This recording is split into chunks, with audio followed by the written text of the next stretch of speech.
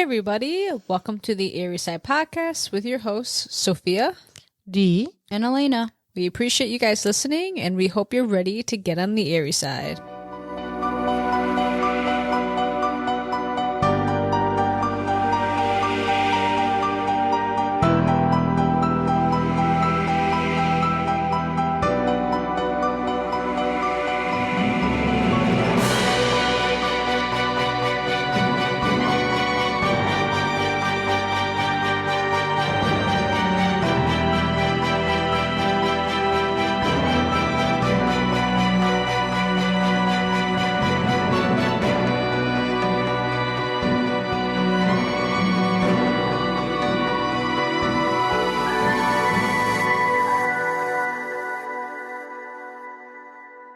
Okay, first off, we just want to say thank you everybody for listening. And if you haven't already, please make sure you subscribe to the podcast. Follow it. And you can always find us on social media as well, whether it be TikTok or Instagram. Follow us there as well. And is there anything else I'm forgetting? Yes, and please tell all your friends and family to also listen to us and subscribe. Thank you. Yes. Yeah, we just do, I know we already said it, but I, just want to say thank you guys again for all of your, all the listeners and all the support that you guys been giving. It's really, really sweet and we really appreciate it. So thank you. Yes, thank you everybody. Thank you. Okay, so I'm just going to quickly recap where we left off. We're talking about the Flora Fire, where Gaylin roasts 4 children, all girls, Keyana, Keyara, Kerriele, and Kionnie all died in a house fire in the middle of the night. And we were talking about, what the police response to that was and the fire department's response. A little bit about the investigation afterwards as well, that we talked about how that connected to the Delphi case in the sense of they were both in the same county, and the different media response that the Flora Fire case received versus the Delphi murder case. And so after touching upon all of that and, going a little bit about what the police response was, we are going to continue on where we left off and continue going further into the investigation and how there's a lot more connections than you are even aware of right now. So, since the death of these girls, Flora commemorated them with a bench and engraved each of the girls' name and age into that bench to just honor and remember the girls. That's really sweet. Yeah, I'm glad that they did something to remember them. Mm-hmm. Yeah, that's really sweet. And as we can all imagine, this tragedy has been absolutely devastating, most of all to Gaylin. I'm going to share some of what she said about how this injustice and loss has affected her. Not all of this was said within the same breath, but I am putting it all together so we know what Gaylin has said. She goes, "It was too much for me. Some days I feel robbed as a mother, to be honest with you. My motherhood was robbed from me from taking care of my children, so I manage it the best way that I can. My life will never be the same. It's more than angry. I'm hurt. I'm more hurt than anything because my family was wiped away right in front of me for no reason. That town and house took my kids away. All I ask is that we just come together as one and fight for my babies because they didn't deserve it." When the fact that the case still hadn't been solved 8 years later was brought up, Gaylin said, "That is very heartbreaking for me. I don't have any understanding. I still don't at all. When it comes to the person who started the fire," Gaylin said, "there's horrible people out there." She also mentions that she has hope and prays every day that something will eventually, come from her daughter's case, and she's never going to stop talking about her babies, and she hopes that something comes from it. Gaylin also has said that some days she struggles to do anything, which honestly, I'm impressed that she's even able to work at all and get anything done after what she's gone through. And I think she's exactly right with what she said. She was robbed of her motherhood and her children were wrongfully taken away from her. You can just feel the heartbreak in the words that she speaks. Yeah, honestly. it's nice that she still has hope that, this case will be solved. And it's hard to keep, hope when you go so long without having answers, but it is still kind of beautiful to see that even after all this tragedy, she still has hope that she'll find answers, and I hope that she does too. I just don't understand. They say they have no suspect. I mean, did someone hate them? Did they ever had anything? We're going to go more into detail. Okay. Yeah. It just seems really odd that they were chosen for a fire out of the blue. I agree. Especially now, just, with what I've laid out, it does seem very unusual that they were picked. And even after I go through everything, there's still a lot of questions. And I'm like, was this really enough to start a fire? If these potential suspects did do it, I still feel like there's, with what we know, and there's more that I have not shared yet, I still feel like there's so much we don't know. I mean, if it's racially motivated, then that's, I guess, the person's reason to do it. I mean, it's not right at all, but I'm not sure we know what it is. Right, I'm just saying that could be a motive, but still, like, just to see someone, like, in the neighborhood and pick, that person, and, there's no interactions that, you can remember with someone, then and the person just saw them and just was like, I'm going to burn their house down. That's just ridiculous and unbelievable and horrific that if that was the case, I mean, we don't know, but then that's just unbelievable that someone could just use something so like small as, just like seeing them and then that's it, like not even having any interactions or arguments or anything. It's crazy to imagine. Yeah, well, it's hard to say because we don't know really what it is. And I just think, hope is really all she can have at this point.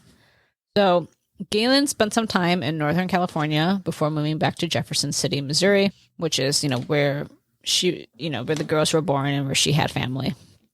Back in 2022, she has said that her days are spent working and being with family and friends, and she still wants justice for her girls. The home, which caught on fire, which stood as a constant reminder of the tragedy, was torn down last year after all parties involved agreed that it no longer needed to be preserved for the investigation. Liz Brobst was a friend of Keyana's, the oldest daughter of Gaylin. She says she remembers the sisters all for their positive attitude and happy spirit. She said they were always happy. They were always ready for the day. Especially Kionnie, she said. She was always my little buddy, especially at lunch. She would always give me a little hug, and I would just tell her to have an amazing day. Liz was actually part of the Girl Scouts troop that collected water bottle caps to get benches made in honor of the girls at the school's courtyard. Not to get confused, there was a bench that Flora made in honor of the girls, and there were also 4 benches at the school courtyard for the girls, and Liz was involved with the ones at the school. Liz said, so if I'm ever having a bad day, I always think about them and I live life for them. Going to college and wanting to better my life for Keyana because she didn't have that chance. When speaking about the benches, Liz said, thinking about them now, it just makes me happy, like they're here. I feel them here, and I feel that they're happy, and I hope they're at peace.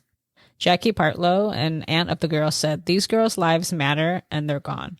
But we're still here fighting. We want everybody to join and help us. Any thoughts before I continue? No, I mean, I'm glad that the people in the community are thinking of them and have put up benches and memorials for them. I just like to find out what's going on. Yeah, okay. Let's get into it. So at this point, I'm about to throw some twists in the case, and it's about to get even more sad and dark than it already is. I notice a lot of what I'm about to share isn't talked about in as many news sources, if they are at all mentioned, and the consequences and significance of these situations are definitely not talked about. There was a lot of dissatisfaction by the family and some of the community as well on how things were handled. To start with, Gaylin filed a wrongful death lawsuit against the building's owners for not having the required working smoke detectors in the house. Attorneys for Gaylin hired Mike Bergen, who is a former ATF fire investigator who now runs his own private investigations firm. Mike Bergen went in the home and found only one smoke detector, which was on the second level on the landing. But there was no battery in this smoke detector. And given the condition the smoke detector was in, there would have still been a battery present if there actually was one in the first place. So even though, this smoke detector was badly burned, that doesn't mean that, the battery wouldn't have shown it was there. Like, it would still be showing if there actually was one. And Indiana state law states that the owner or property manager is responsible for making sure rental housing units have a functioning smoke detector. And Bergen, raked through the fire debris piled in the side and backyard to see if there were any other smoke detectors, and he couldn't find any. Bergen found that the kitchen and connecting back porch is where the fire damage was the heaviest, which corroborates what neighbor Adam Arias said when he tried to enter the house. And let's not forget that Adam Arias was also the only person who saw that ribbon of fire going from the kitchen to the back porch, like that 2-inch ribbon of fire. So the person there can now see that there is like a clear line of fire now, right? Like even afterwards. Yeah, actually, okay. So the visible flame that Adam saw, and then it's corroborating what Bergen is seeing, because I don't think he's seeing like lines as much as like the heaviest area is that line that Adam saw from the kitchen to the back porch. Okay, so they're starting to like. Which he's starting to see things that corroborate what Adam said. Because it seems like that's where, the fire was really set, and that's also like the heaviest damaged area. And,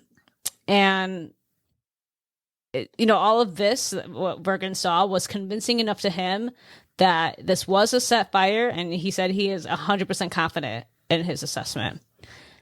I also want to say that there were two landlords. The name of the company that owned the home was called Birch Tree Holdings. Birch Tree Holdings was operated by the landlords, who are named Troy Helderman and Josh Aries. And if you remember, the neighbor next door who crawled into the house to try and save, the girls is Adam Aries, which is quite the coincidence, because now we have Josh Aries. As you remember, like I said, the neighbor crawled to get the girls, and then one of the landlords is named Adam Aries. So they have the same last name, and are they related? I don't know if they're related. I did all the digging I could, and I could not find anything that said that they are related. But it's very odd that they both have the same last name, have houses near each other, and I feel like it's very unlikely that they're not related in some way. Like, I feel like they probably are related, but I can't say for sure, and I'm not going to say they for sure 100% are related. I would guess that they probably are in some way, but I don't know for sure.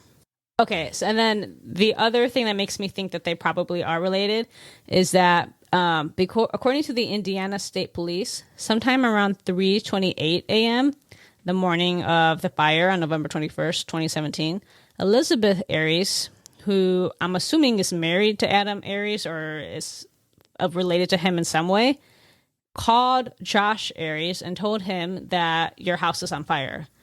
And I say around 3:28 a.m. because the exact time is unknown, but it is confirmed that at 3:34 a.m. she called 911.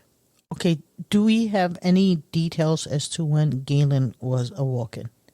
So I did not see anywhere what time she woke up, and it didn't really mention when, she came onto the scene exactly. That is unclear, but I do know that by the time she woke up, she could see fire. The fire was so bad that she couldn't even get to her girls at that point. But I don't know the exact time she woke up. And who called 911? Elizabeth Aries, like I just said. Oh, so she's the one, and then that's 3:34. Yeah, that's the first. Yeah, she's the next door neighbor they got. Yeah. Okay. Yeah. So, now. So yeah, so we're gonna leave it at we don't know if they're related at all. But I did think that was Interesting. An interesting coincidence. Now, when it comes to the defense of the landlords, their defense brought an expert fire witness named Todd Hetrick, who claimed it cannot be reliably concluded that Miss Rose would have had sufficient time to wake herself and her children and safely egress from the structure in an intentionally set fire scenario, even with a functional smoke alarm in the kitchen or living room. So they're trying to say, their defense is like, well, even if the fire detector was working, it wouldn't have, they wouldn't have given them enough time to actually save everyone. And how do they know that? Right? So, I mean, but I don't know. I mean, I guess he found a fire witness who's saying that on their behalf, but that's a good question. How would they even know Wait, that? who brought the fire witness? The defense. Oh, okay. I mean, if the fire alarms are working, the smoke detectors, I mean, they will go off as soon as the smoke goes in. Yeah. Why do they think it wouldn't have given the girls time to come down the stairs? Well, I don't know if I'm not going to say that they think that and they testified otherwise. That they're just, obviously I think the whole point of us having smoke detectors is because it saves lives. Like if it didn't save lives, we wouldn't even have them up in the first place. And that was a full raging fire there that was set intentionally. It wasn't just, even if you're cooking and you have smoke that comes up and it's like very light, sometimes it sets off the fire alarm. This was so bad. Like, I think it would have pretty quickly set off the alarm and alerted them and given them some time to get out. I mean, unless the accelerant that was used was so bad. I mean, yeah, I would think so, but that could also mean that the fire was just that bad that it was like it. But I still feel like they should have had enough time to at least wake up. Okay, I mean, I think they pay, right? Doesn't the defense prosecution sometimes pay witnesses? I do know that sometimes they pay.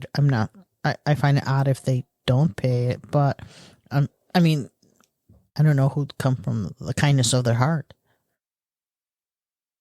Yeah. So, yeah, I mean, this was hired by the defense, so.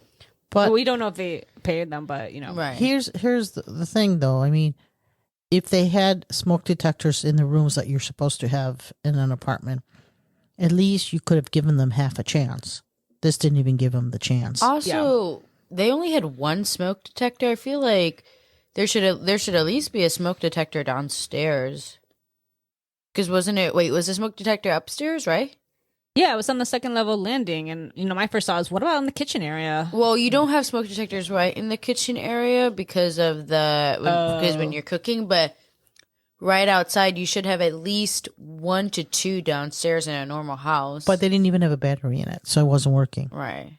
But I mean, I'm just saying that like I also feel like them only having one smoke detector is probably also going against certain regulations or rules. I don't know. I think, well, each state has its own rules, but I think most states have at least one on each floor. Yeah, that's what I thought. And then you can add more. So I have no idea what they did.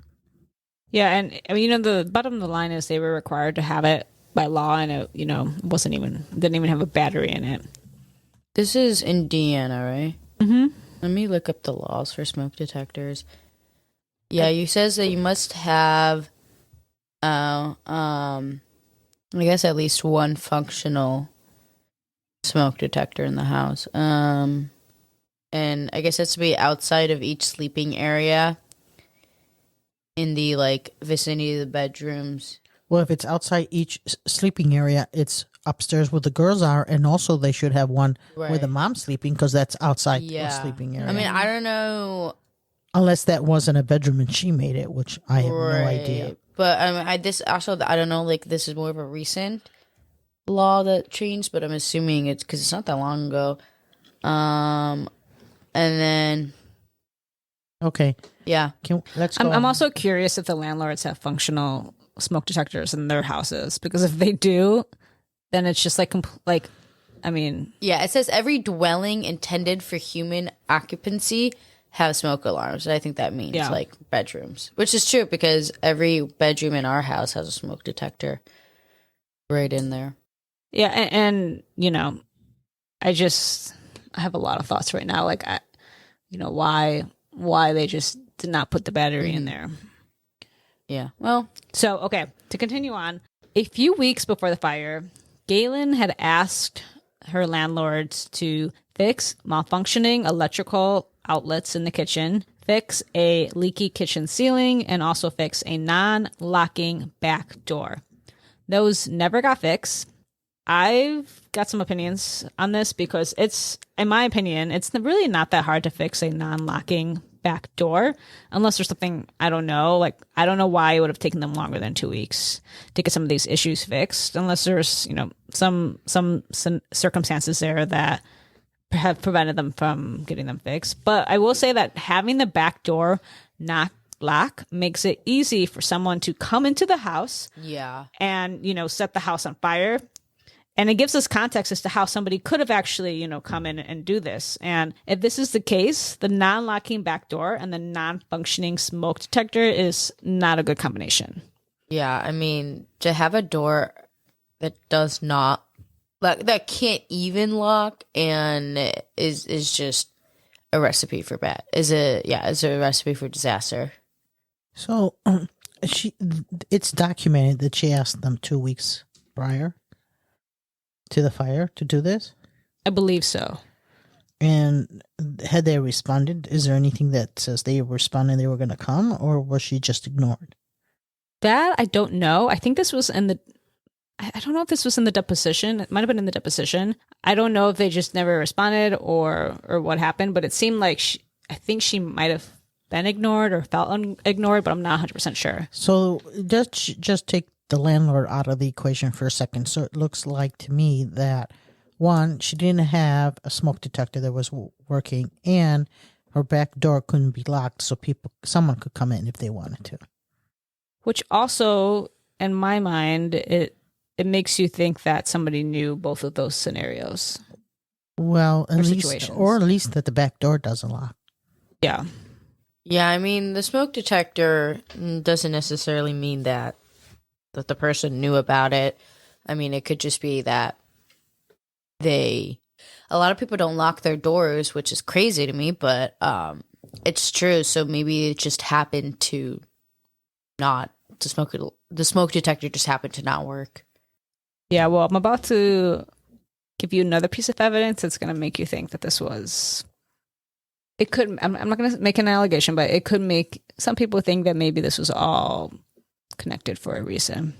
So, all of this is, all of what I've stated so far is why some people have become very suspicious. So 2 months before the fire, an insurance policy was taken out on the home. Indiana University professor of finance, Joe Fitter, who he's not associated with the case at all, gave his opinion on what he deemed unusual timing of the policy and home appraisal. An insurance policy was written on August 31st, 2016, for the home Rose and her children were living in. The policy had liability coverage for the dwelling in the amount of $392,882, and it went into effect on September 15th. A home appraisal was also included in those documents dated September 10th, showing that the home appraised for a value of just $45,000. However, Fitter concluded that the policy was written before the appraisal was conducted. And he also said, quote, "A lot of times when policies are initially written, they're written based on a verbal conversation with the property owner. It's only subsequently that maybe an insurance adjuster or writer would go to the property and physically look at the property." Although the timing checks, Fitter said the timing in regard to the policies and the fire did raise some red flags. And he said, quote, "When an insurance policy starts to look like a lottery ticket, suspicion can be raised of insurance fraud." So, did they not have insurance before that? I mean, it is their home, or they rent it out one way or another. I could not I'm not sure if they had it before that. I just know, like 2 months before the fire happened, they got a really a much higher insurance policy that was much higher worth than their actual house was worth. Did you say the house was worth only like $45,000? Is that correct? Yeah, that's correct. And they wanted how much? Did it $92,882. That's how much. So it's like they wanted like almost $350,000 more than the house was worth. Yeah, exactly. And I guess I'm confused. Like, that's a big difference. As a homeowner, you kind of know where your house is. That's a huge difference. Now, it could be that, you put in that, if I want to build this house again, it's going to cost more than, what was it, $45,000. So, but I don't think it's going to be up to $350,000. That's the only thing. How long before the fire did they do this? You said it was 2 months? 2 months, yes. Okay. It is a little suspicious, one, if they didn't have insurance before. Well, yeah, I mean, it was written, like 2.5 months, and then it was actually went into effect on September 15th, which is 2 months before the fire happened. I mean, they should have had insurance even before. Wait. Now they could have gotten another policy. Right. Wait, so when did it go in effect, and when was it written? It was written 2.5 months before the fire, and it went into effect 2 months before the fire happened.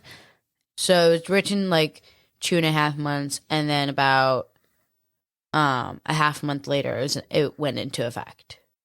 Yes, that's Okay. correct. Okay. Did they ever change the value of the home, the appraiser, once he went to the house? Was that ever done? Nothing ever mentioned that, so I'm assuming no. Okay. Because this is also what I think was used against the landlords when Gaylin Rose sued them. So Josh Aries, one of the landlords, was also president of the Flora Town Council, and he was also Adam Randall's boss. And who is Adam Randall, you might ask? Well, I've mentioned him previously in I think it was the previous episode. Adam Randall was chief of the Flora Fire Department when the fire happened. So he is also the son of the key fire investigator with the Indiana State Fire Marshal's Office, Dennis Randall. So let me see if I understand this. Josh Aries is president of the council? Yeah, the Flora Town Council, correct. Okay. And then, which is like a mayor, probably, correct? Maybe something of the sort, something similar, yeah. Because that makes sense that he's the boss of Adam Randall. Right, who's the... But Adam Randall also has a father who's also into fire. Yes, his father is the key fire investigator with the Indiana State Fire Marshal's Office. So his father works for the state in terms of, with the fire aspect, and Adam himself is the chief of the Flora Fire Department. But if his father works for the state, Josh has no power or authority over him.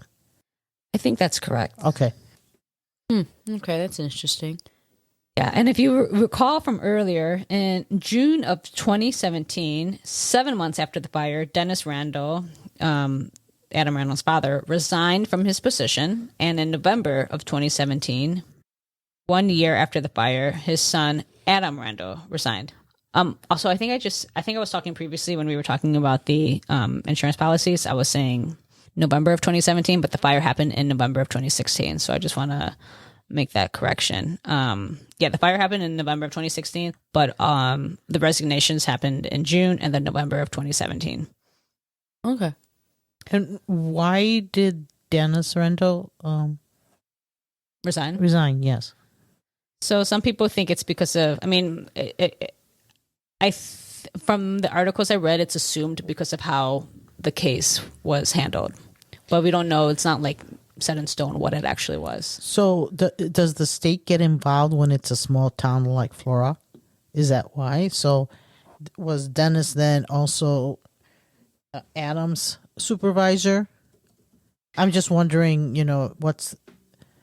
Obviously, they're trying to say that both of them did something wrong. I'm just not understanding what they did, at least what Dennis did wrong. That's a good question, and I'm not exactly sure. And because I also don't know how deep all of these connections go and what the effects of them were. That's something that we may not know, but I don't know how he could possibly be connected. What is Gaylin's attorney saying about all this, if anything? That's a good question. I read part of the deposition, but I don't know if he mentioned anything about the Randos in the deposition. I mean, yeah, I don't know if he mentioned anything about that. Okay. Because the deposition was against the landlords. Okay. Actually, hold on. I just found out how Dennis Rando, or I looked back how he's connected. So Dennis Rando, he's the Indiana Department of Homeland Security fire investigator. He was assigned to the Flora Fire case.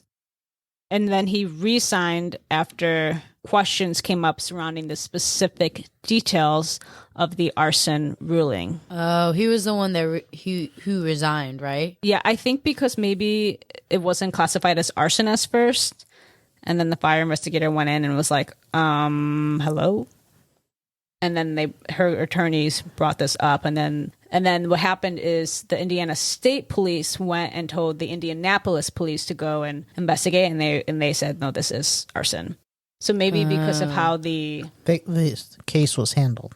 Yeah, I think that's actually how it is. So there's so many connections here and things that the deeper you go down a rabbit hole, and it just keeps going, and you're falling and falling and falling. It's overwhelming at times how much all of this is connected.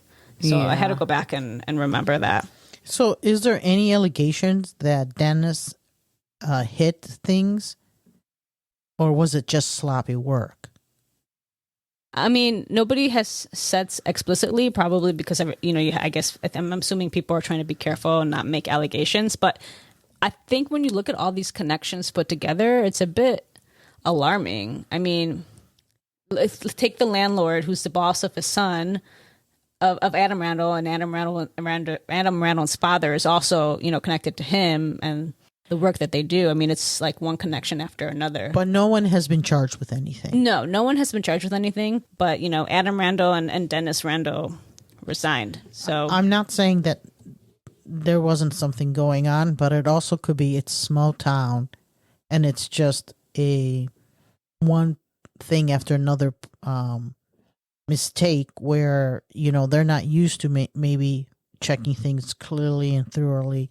I'm not saying that's true, but that could be one of the reasons. I'm just surprised that they haven't pressed any charges, so I'm assuming there's not enough evidence there for that. Yeah, that could be a good point. It is a smaller town, so if they don't have a lot of situations like these fires, they may not have a lot of experience on how to handle them compared to a city that deals with this probably a lot more often. Yeah, I mean, when you think about it, think about how many fires this town has probably had in the past few years. It's probably not that many.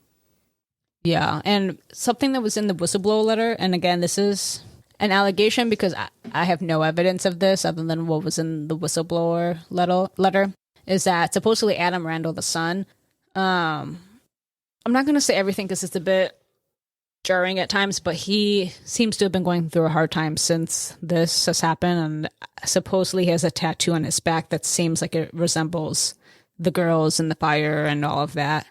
And I don't know if that's true or not, but I just know the whistleblower letter is saying quite a lot of interesting things. Okay, but I don't understand what's the big deal if he has them. I mean, well, they were saying that it's alluding to guilt. Yeah, guilt, okay. And he was doing other things that I'm not going to mention because at this point they're so personal and out there that if they're true, then if they're not true, then I don't think that's worth saying. And some of them, it's just, yeah. So, I mean, couldn't he just also have the tattoo out of just to remember them? He could, but I think he was doing other things that were making people think that he seemed to be having a crisis, a mental health crisis too, about all of it. So okay. I think it was more than that too. Yeah, there was a lot more. Actually, okay, so I quickly looked up. There's actually 2 whistleblower letters, and I'll mention a little bit about both of them.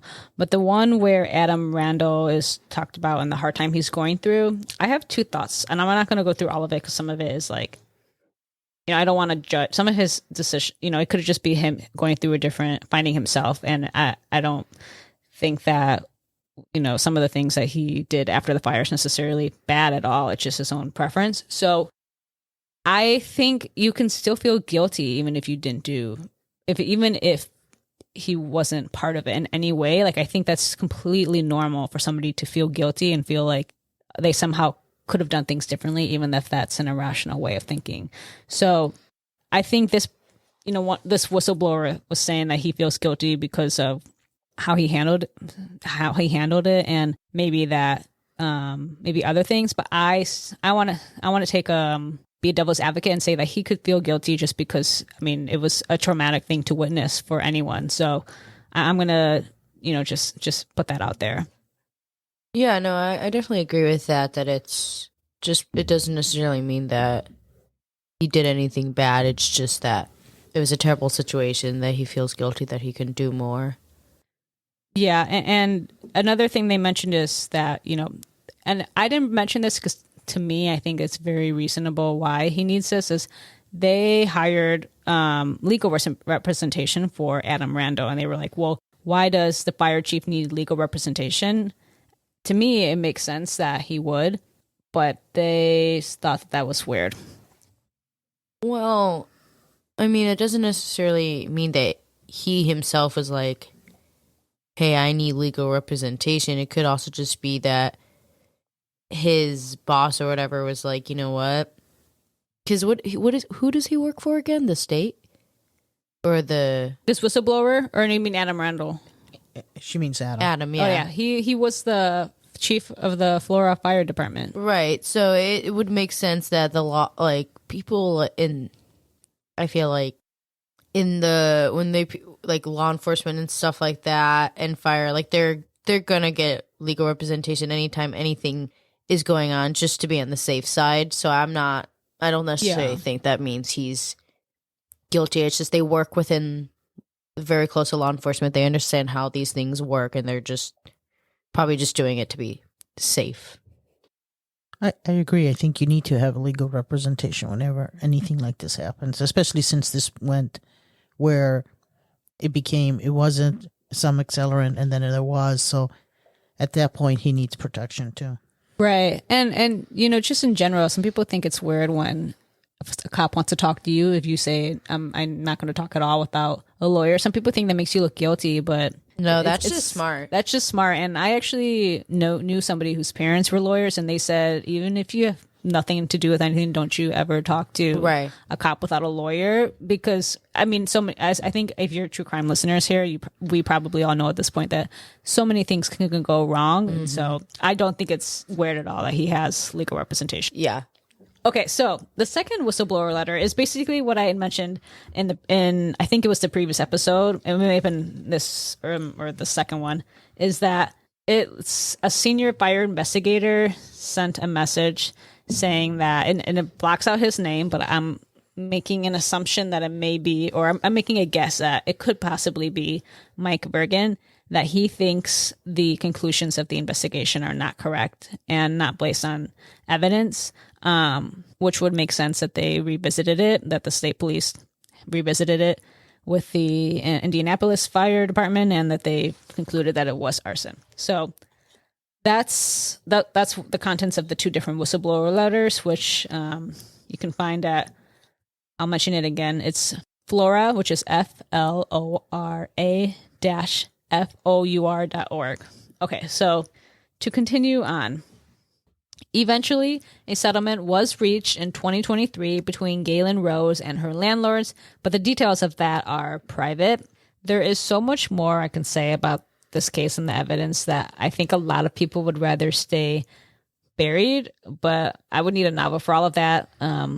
All the documents is literally, it's wild when you start going into it. Believe it or not, there is a lot that goes into this case that I didn't even realize when I first started researching. I thought this case was more of a, more mystery, then I didn't realize there was as much evidence as I initially thought. And the interesting thing is, the more I looked into it, like I said, the more I found, and I just wonder how much more information is being kept hidden. So, I looked through parts of the depositions, police logs, and it's just very overwhelming at times. And I would say to anybody that there's a lot more to this case than initially meets the eye. And I think there's a lot more beneath the surface and that we may have no idea about. And I wouldn't be surprised if that's true. Gaylin's friend, Kathy Clendenning, says that this case is a secret and she dares you to try and get any information on this case. I also want to say that I know we talked about how Gaylin felt prejudiced in Flora, and I want to say that that doesn't mean that all of Flora is prejudiced, because that's not true at all. There are community members who are deeply disturbed about what happened to Gaylin's daughters and the lack of justice in the aftermath. Eve Gibson, a Flora resident, cried when she spoke about the girls. When talking about the investigation and lack of justice, she said, "They can't let that go. They were 4 innocent little girls." Eve Gibson said some people in town have speculated on who might have set that fire, including wondering if any family members could have done it. But talk like this really angers Chastity Fox, who was the neighbor that had the dog the girls played with. Chastity watched Gaylin scream in pain when she was powerless to save her children, and Fox says, "Everybody wants to point the finger at someone else. It really hurts." Now, I personally don't believe Gaylin had anything to do with this. To me, she seems too heartbroken, and she literally tried to save her babies to the point that she had burns to her skin and eye damage as well. And I also want to remind everyone that Superintendent Doug Carter said she's not a suspect. I'm sorry, do they have any idea who it could be? As far as I know, they haven't had any persons of interest, or they haven't mentioned it at all. So, I mean, if someone's going to set a fire at your house, okay, there's a small percentage of individuals that out of the blue do something that no one knows why or why they picked you. But it's either a family member or someone you know or someone you've interacted with or people that don't like you. And right. They have not go down that list with Gaylin to figure it out. So that is actually, I do want to say that police have interviewed her, and I was getting there 2 times since the fire, which they say is normal. And they want to interview her again to find out more information on who she associates with, which they also say is normal protocol from family members of victims. They actually sent her a letter, which I read, that says they would offer her immunity for alleged illegal drug activity. Gaylin said she had been smoking marijuana from time to time, including the night of the fire. And investigators found a marijuana cigarette as well. Now, Gaylin thinks that they thought she was selling drugs because she heard about this through rumors. And, this is all this is just hearsay, what people have said or heard and all of that. So this is not some of this, for example, the rumors that Gaylin says and the assumptions, right, she's making about the police offering her immunity for what they think is her potentially selling drugs. I don't know. That's it's just very stupid. Yeah, personally, I think it's stupid. I mean, I also think, I think we know that when Black people are found having marijuana or whatever, people make much worse assumptions they would ever make for white people, and they immediately go from marijuana to she's selling hard drugs and a drug addict and all this crazy stuff. And I think even if they didn't consciously do it, I think unconsciously it's very easy for people to go, oh well, she's Black, so she's probably selling drugs, and why don't we offer her immunity? Right? And they think that it's just they look at her and they think she's probably a criminal for something. Yeah. And it's can you just look at her like a grieving mother, who she is? Exactly. So they found marijuana in her room or somewhere. Mm-hmm. Yeah. Which is so not a big deal nowadays, especially in so many states who have legalized it. Yeah. But they found no other drugs. I don't think so, because they don't mention it and no one mentions it. So their response to the marijuana is she's a drug addict. Oh no, a drug seller. Well, again, they didn't say that. As far as we know, Gaylin says that she heard through rumors that it's because they think she was just selling drugs. I don't know how true that is. Oh, okay. But also, why are they off? My question is, and maybe there's a real reason that we don't know, but why are they offering her immunity? Right. Like, what for? And it must not be for. I hate to even say this because I do not think she's involved at all for the fire, because if they wouldn't give her immunity to help solve the fire case, in my opinion. Right. Yeah. It's just ridiculous, honestly. So yeah, the police say that Gaylin refuses to talk to them. Understandably. I think so too. I mean, at first I was a little confused, but I also understand it. Gaylin says she will at some point talk to the police, but she thinks that there's been no communication, and she doesn't like that they're asking her intruding questions that have nothing to do with the fire.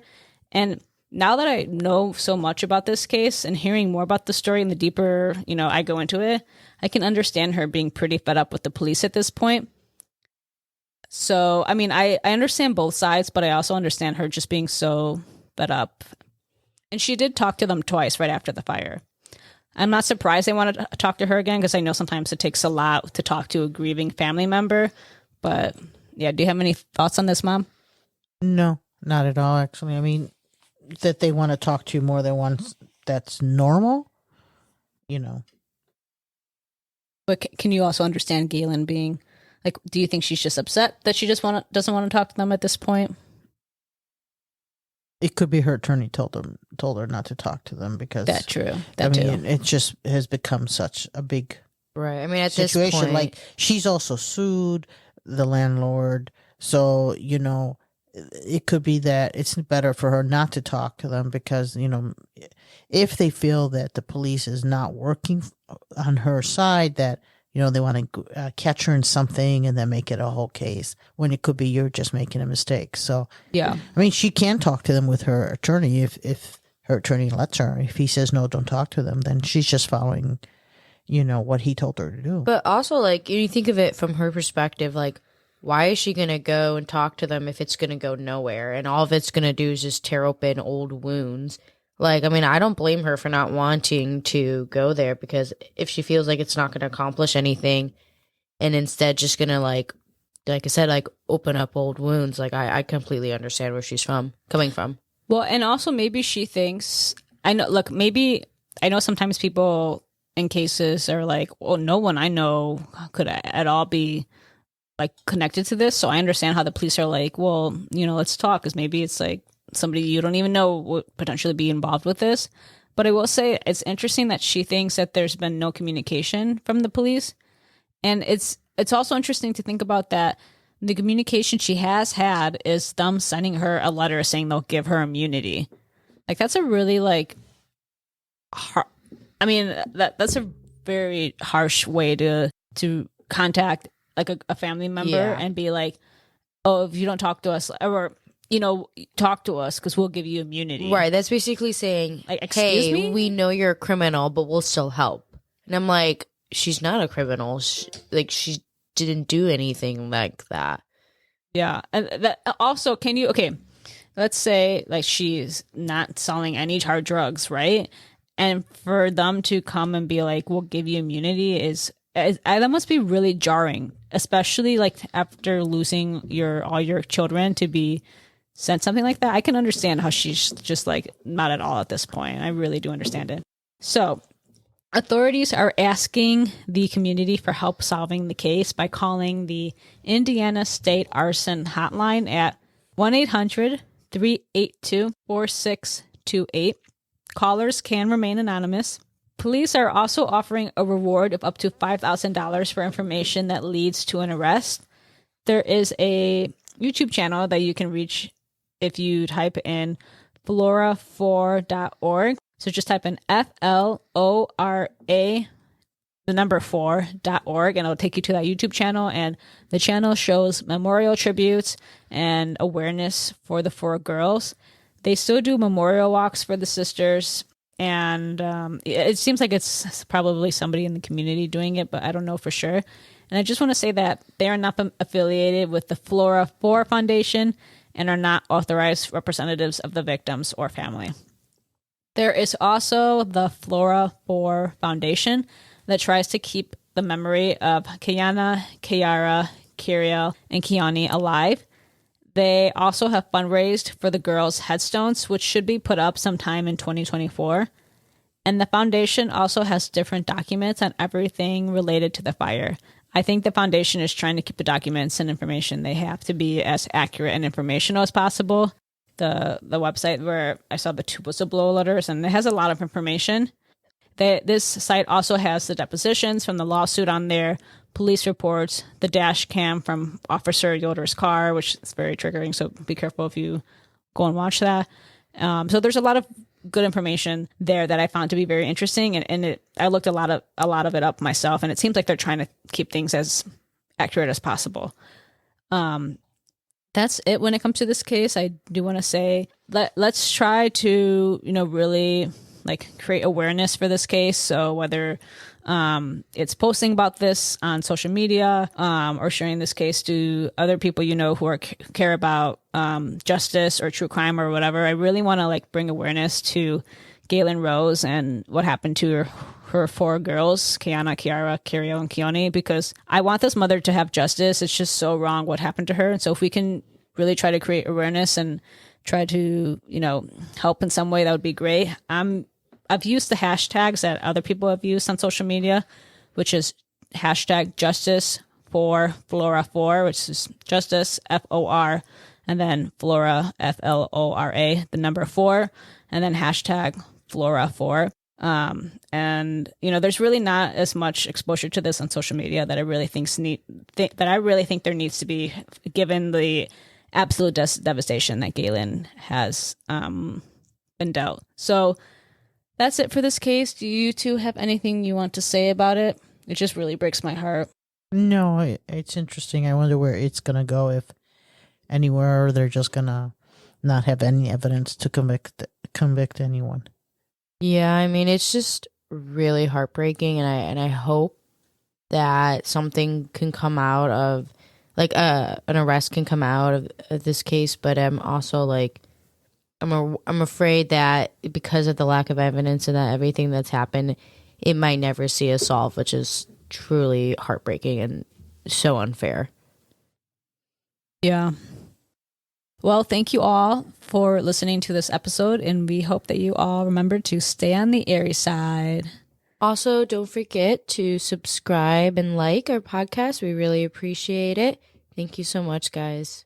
Bye-bye. Bye.